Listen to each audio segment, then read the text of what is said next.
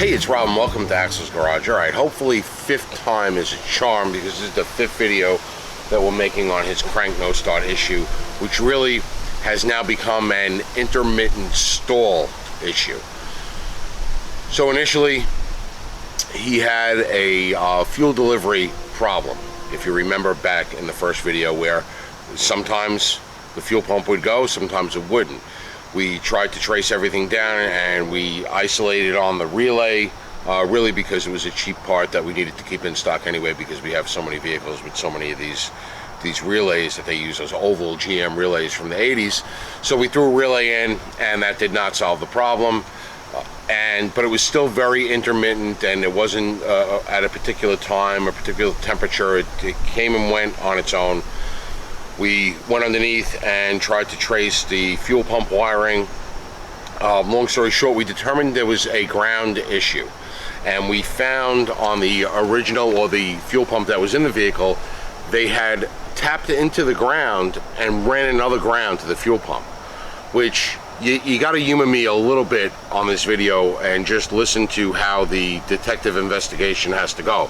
So we see there, we know we have a ground side problem on the fuel pump, and we see another ground added into the original ground. It was teed in, and that was all corroded, so we right away assumed, okay, well, we got a bad ground. Not thinking, why would they do that? They just tapped into the ground coming off the fuel pump with another wire and brought that wire to the same stud on the chassis rail where the original one was. It doesn't make any sense to do that unless you thought that you had a bad ground somewhere and you were losing your ground. So now we put a new fuel pump in, and the fuel pump works, but he's still stalling every now and then. The truck starts right back up again, but I think he's losing ground because they had a ground problem that they thought they fixed by putting that thing in. We thought there was a ground problem, but we didn't realize what were they doing to solve the ground problem.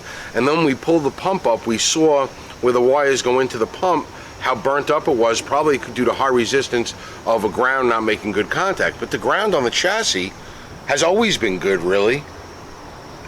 They added one which gave them double ground, so it's been good over there. It's got to be somewhere else. So I'm thinking that the chassis itself might not have a good ground. So I came underneath here and I looked, and I found my negative battery cable is going down to the engine block, the thick cable, and then the little one that comes off of it is going to the body, and then from the body there's a ground wire going from the body down to the chassis.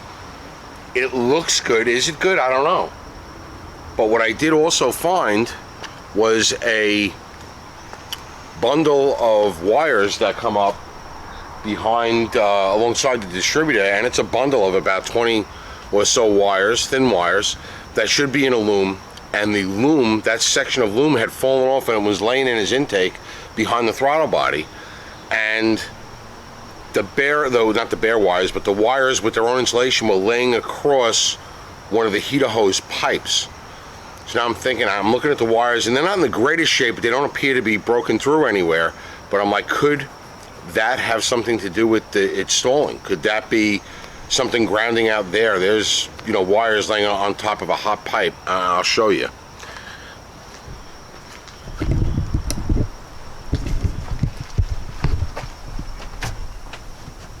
So disregard everything that I have unplugged here, but this right here, this piece of loom was laying down in there, okay? And these wires right here were kind of splayed out right across this pipe, which comes out of the intake and turns into a heater hose over here. So now I'm thinking, and I look on the back side of the wires, I really don't want to destroy the harness here by twisting it too much, but they're not in the greatest shape. I really don't see anything, I don't see any shiny copper, but they have been getting some heat abuse. There is one that is really discolored. I'm trying to pull it out for you. This one here is really discolored. I think it was a black wire and now it's white on this end. I'm wondering if it's shorting out here, and that's what's causing an intermittent problem. He hits a bump and this thing is rubbing on the hot pipe maybe.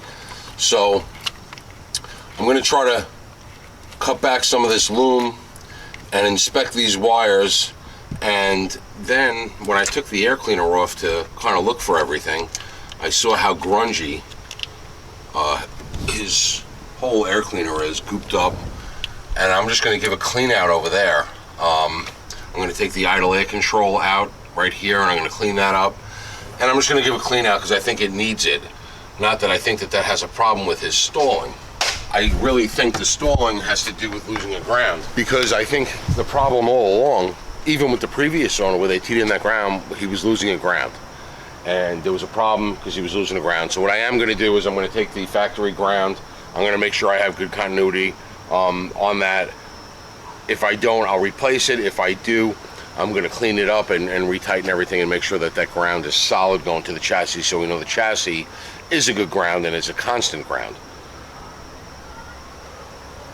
And then I'm just going to road test it and see. The only other thing that commenters have been saying is to check the pressure gauge, the oil pressure gauge, which the fuel pump wiring runs through that oil pressure gauge. Because the oil pressure gauge has always worked well. It doesn't fluctuate, it doesn't bounce around, it doesn't get a little weird. There are one, two, and 3 wire oil pressure sending units. I'm going to see if we can get back there with a mirror, or if we can get a good look back there to see the connector and make sure the connector's on good and there's no bad wires there. And if that checks out, I think we just might throw an oil pressure sending unit at it too. At this point, I'm ready to throw a couple. There's only a couple of things left that we could replace in this thing. So, but I'm pretty certain that losing the ground is still the problem.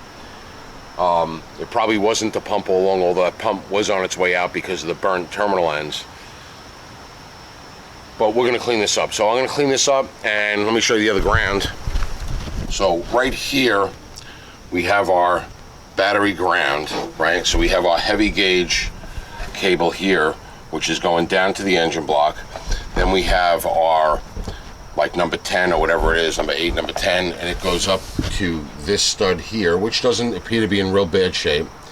And then we have a wire coming from here, and this is it right here, going down to the chassis and bolting on the chassis, and this appears to be in decent shape.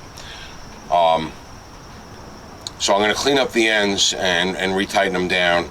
I'm going to check with a meter to make sure that wire is one solid piece and it hasn't deteriorated inside where it's breaking connection, and we'll see where we go from there. I don't know. All right, so here's my dilemma.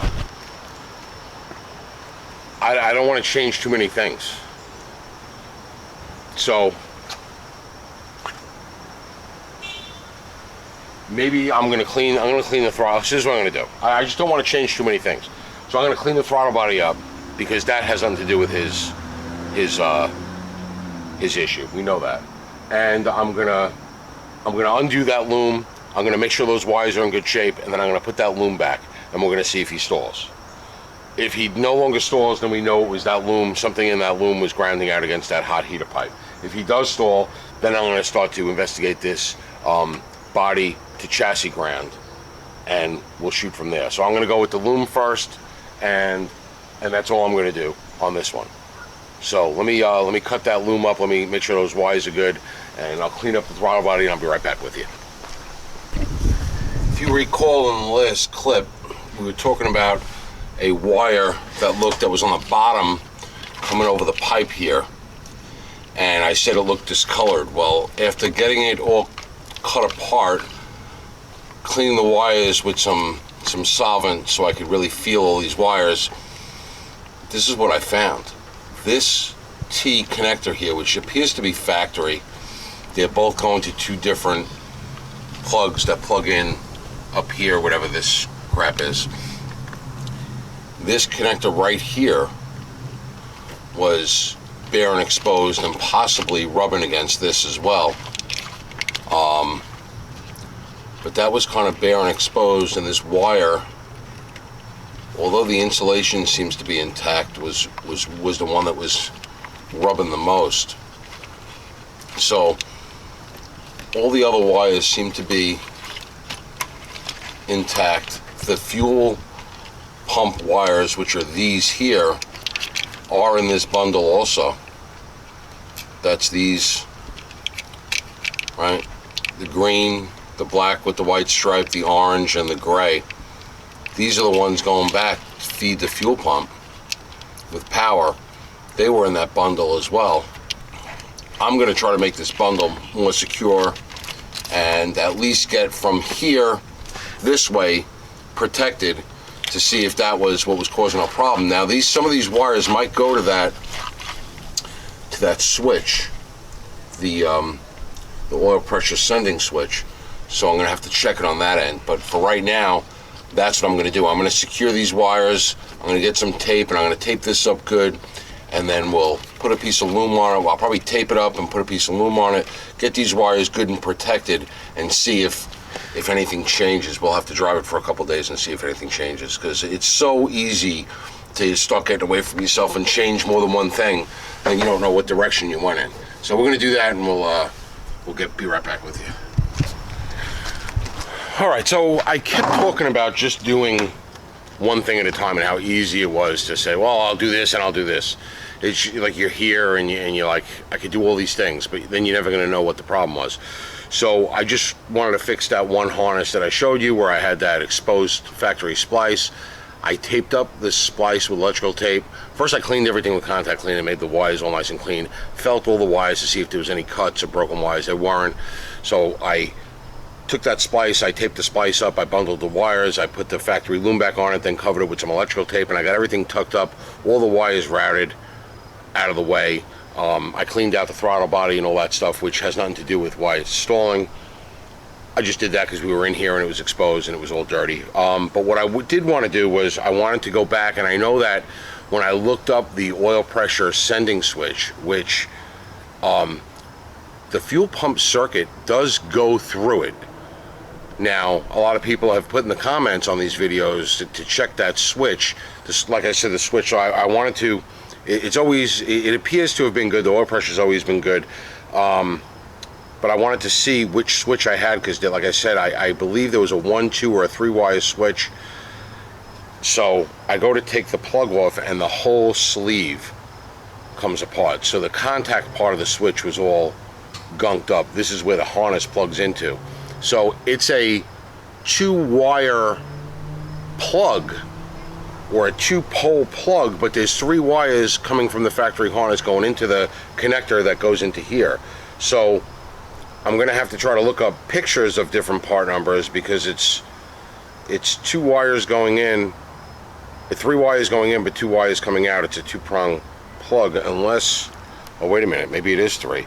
It completely fell apart, but if you look inside, you could see the 2 contacts, but then you see a hole down in the middle. So maybe it is a 3 contact. I'm going to have to look at the plug end of it again. Maybe I just didn't look at it correctly. I'm going to go in there with the flashlight. Well, anyway, I wanted to take this apart, unplug it just to see which one, so I could order one, because at this point I might as well put one in and see if that has any effect on what's going on. And it fell apart, so now it's not connected. So the oil pressure is actually reading pinned wide open, all the way high, but the fuel pump's running. So now if he doesn't have a stall situation, we don't know if it was the wires that we fixed, or just by unplugging this we solved the problem. Maybe this was bad all along. Either way, we're gonna get a new one of these. Either way, this is gonna continue to a video number 6 to see if we solve the problem. But in the meantime, he's gonna run with no oil pressure sender connected. That repair I made on that wire bundle, and we'll see if we have any stalling, and we'll report back to you with another video letting you know whether it was solved or not solved and where we go from here. Let me know in the comments below. Your comments have been very helpful so far. A lot of guys are saying this could be the culprit. I didn't think so, just because my oil pressure was stable and it was ground that I was losing, not power, and I believe the power runs through here, not the ground. We'll see. It could be anything at this point. We've replaced the pump. We've replaced the relay. So I mean, this is the only thing left in that circuit, other than the chassis ground not being good, which it appears to be good. Nothing other electrical wise gremlins, you know, have been an issue. So we'll see. Hope you enjoyed the video, and we'll see you on the next one. Thanks for watching.